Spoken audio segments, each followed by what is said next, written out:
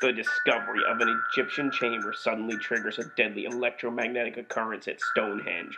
Something within the stones has come alive. An ancient prophecy has been revealed, and a series of terrifying global catastrophes is now about to be unleashed. Now a team of international scientists, a UK commando unit, and a conspiracy-obsessed American radio host must find a way to stop the cataclysmic power before it can be reborn to destroy us all. Misha Collins, Tori Higginson, Peter Wingfield, and Hill Harper star in this action-packed end-of-the-world thriller. I'm Corey. And I'm Paul. And we are the B-Movie Bros. Here we review B-movies to the best of our ability. Sometimes we get off topic, but randomness is a gift. This week, we are bringing you a review of the 2010 film Stonehedge Apocalypse as the third movie in our Apocalypse month, where we're reviewing movies all month that have the word apocalypse in the title. So let's dive right into this shit with our technical difficulties, top and bottom three, best and worst of this movie. Let's start with the bottom. What do you have for us, Paul? For number 3, this movie was extremely slow-paced. It felt a lot longer than it actually was. This was an hour-and-a-half movie, but I could have sworn I was watching it for at least 2 hours. For number 2, none of the characters were particularly interesting. They were just kind of there doing stuff, mostly explaining the plot and running around. And for number 1, the conspiracy theorist in this movie just happened to be right about everything. He had no evidence or any reason to believe anything. He wasn't an expert in anything, but, he was right just because he said so. And of course, no one believes him, because why would they? He's just some guy. But, he happens to be right, and then everyone else is made to look like an asshole for not immediately believing him. What do you got, Corey? For me, number 3 is the sciencey words and the explaining of everything makes up 90% of the dialogue in this movie. It's really not as interesting as some of the visuals that they put together for us, and it really kind of makes me feel like I'm being talked down to a lot of the times. They never once said reverse the polarity. I was really disappointed.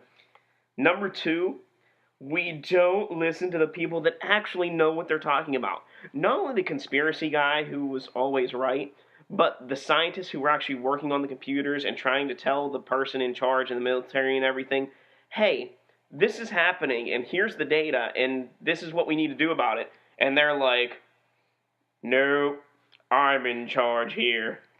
This is how you know I'm a bad guy, because I don't believe you for no reason. And then number 1 has to go back to the fact that Dr. Glausher, whatever the fuck his name was, the main character has these conspiracy theories, and they're always right. It's just ridiculous. No matter what he says, it always turns out to be true. It's like Rick from The Walking Dead. No matter how wrong he seems like he should be, he's always right. It's like a staple with all conspiracy theory movies. It's just the one conspiracy theorist happens to be right about everything. It's the reverse of the real world. This is like conspiracy theory porn, basically. It's so, you can insert yourself as the main character, where he happens to be right, and it's the world that's wrong about everything. You could say it's a conspiracy. Let's get on to what's best about this movie, shall we? Alright, number 3, this movie had a lot going on. Even if it made little sense, or no sense at all, it was entertaining to say the least. For number 2, the outdated special effects were entertaining. It looked like it was something made out of the late 1990s, but it was actually made in 2010, which really made me laugh. And for number 1, there were in fact Stonehedges killing people. They weren't getting up and just kicking people like I was hoping for, but still, people getting killed by Stonehedges. That was kind of cool. Number 3 for me, the subplot of this movie actually kind of makes sense and ties in with things that are going on in the movie, and actually comes together very well at the end, unlike a lot of movies we've seen that have subplots that are just kind of forgotten about, not mentioned, or make absolutely no sense.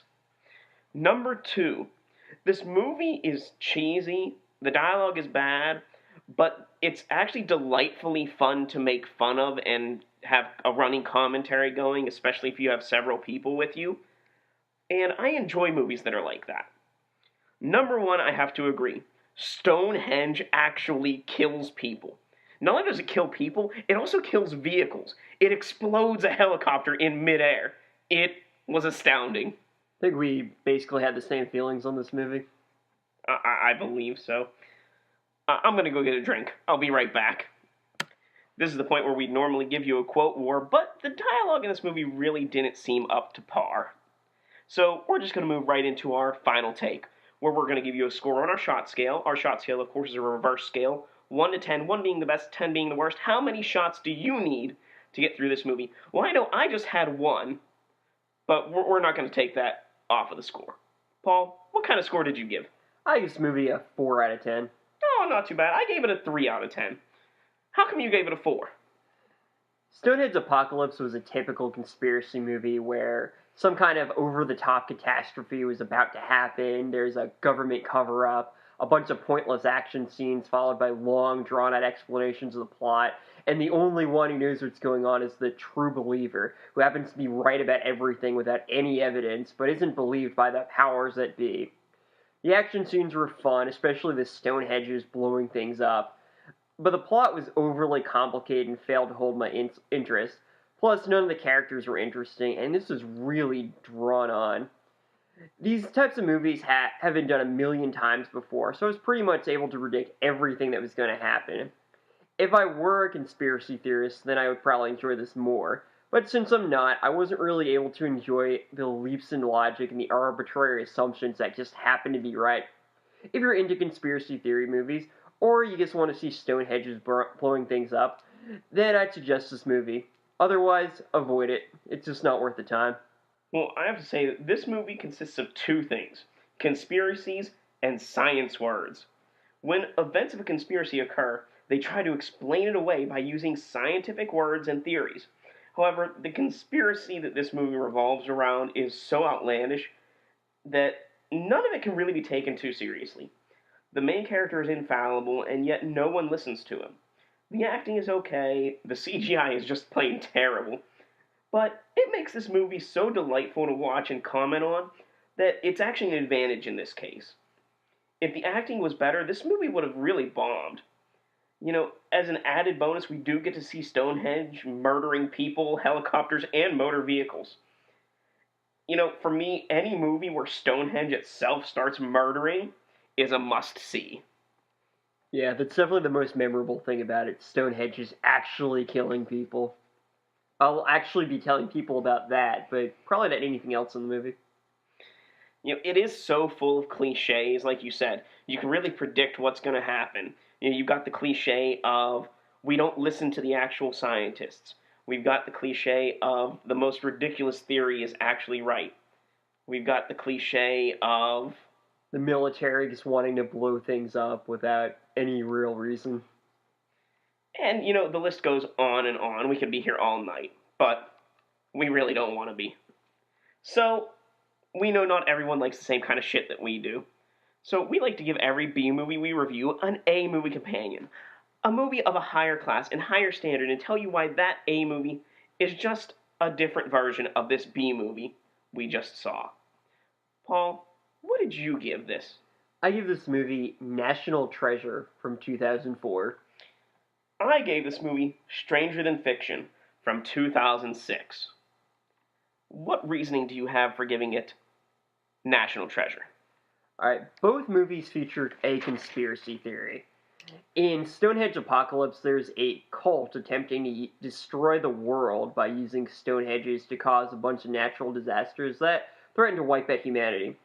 National Treasure has the main characters looking for a hidden pile of gold that the US government acquired and somehow lost over time. Both movies feature action scenes immediately followed by an explanation of the plot using science or history that may or may not be accurate. And both movies have one enjoyable character that made the movie fun. National Treasure had Nicolas Cage playing Benjamin Gates, but really just playing Nicolas Cage, as he always does. And Stonehedge Apocalypse featured the Stonehenge, which was played by the Stonehenge. Corey? So, I picked Stranger Than Fiction because a character in both movies says things, and whether they really should be true or not, actually become true by that character saying them. In Stonehenge Apocalypse, it happens to be the main character, Jacob, Dr. Glaser, and his conspiracies. No matter what they are, they're always true. In Stranger Than Fiction, there's a writer who's writing a story about Will Ferrell's life, and everything that she writes becomes true just because she writes it. More importantly, though, both Stranger Than Fiction and Stonehenge Apocalypse begin with the letters S and T. But if we look further into this, we find out that Stonehenge Apocalypse consists of 20 letters, and Stranger Than Fiction consists of 19 letters. Adding the space of Stonehenge Apocalypse brings it up to 21 total spaces or characters, or whatever you want to call it. Stranger Than Fiction has 2 spaces involved in it, bringing it to a total of 21. That means that both movies, when you add their characters and spaces together from the titles, make up a combined total of 21 each. Now, we all know that 21 plus 21 is 42, and 42 is the meaning to life. And that is why Stranger Than Fiction is an A-movie companion for Stonehenge Apocalypse. Wow, I don't even know what to say to that. I lost track, after 21. Well, if that one blew your mind, Paul, wait till you hear this. Both movies are rated PG-13. Now, P is the 16th letter of the alphabet. G is the 7th.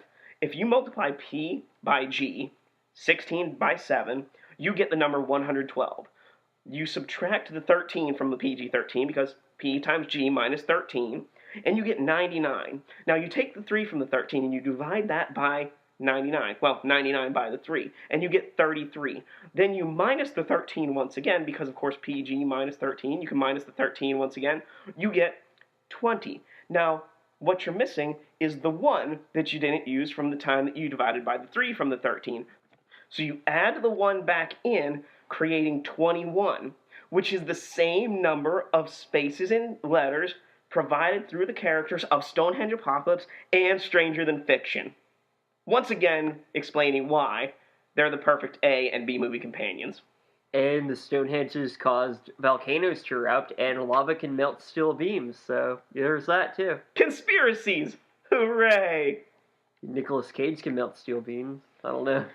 No, that confused you as much as it confused me and Paul. Maybe it's time that you need to drink away the flick. Drink away the flick. Come on and grab your drink. Let's drink away the flick.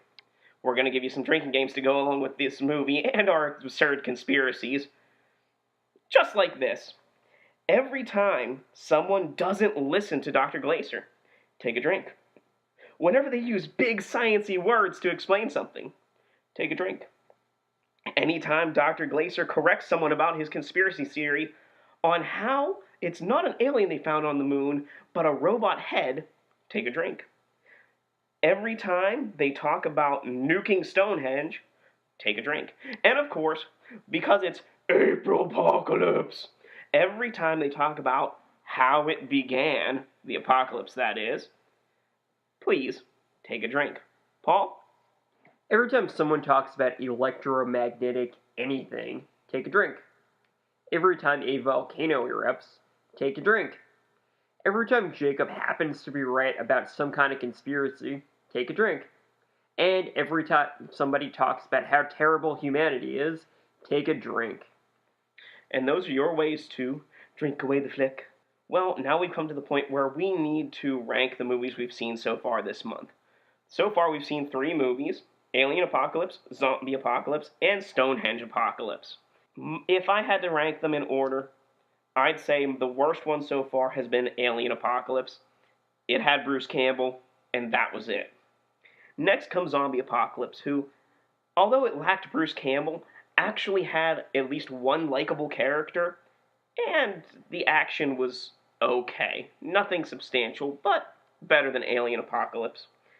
The number 1 spot right now is Stonehenge Apocalypse. I mean, those movies have nothing on Stonehenge murdering people in helicopters. I'm sorry. For number 3, I've got Alien Apocalypse. If Bruce Campbell can't save your movie, then it is a truly terrible movie. For number 2, I picked Stonehedge Apocalypse. It had Stonehenges killing people and some good action, but overall, not that great. For number 1, I picked Zombie Apocalypse. It really wasn't that good of a movie, but it was low budget, it was fun, you could tell they tried a lot, And it had the best dialogue in the movie by far. Well, if you join us next week, we'll be diving headfirst back into the zompocalypse aspect of Apocalypse with the 2014 movie Disaster LA. The last zombie apocalypse begins here. It's a bit of a mouthful. A little bit. But it does have apocalypse in the title, so it qualifies for this month. If you have any comments, questions, or conspiracies concerning this movie or any other that we've done, please leave them here on SoundCloud. Find us on Facebook at B-movie_bros, that's B-Movie Bros, or tweet us at B-Movie Bros, that's all one word, or Paul directly at B-Movie Paul, all one word. For anything Pittsburgh related, the area that we broadcast out of, you can find our friends over at riversedgepgh.com. So until next time, friends, be brave, be alive, be back next week.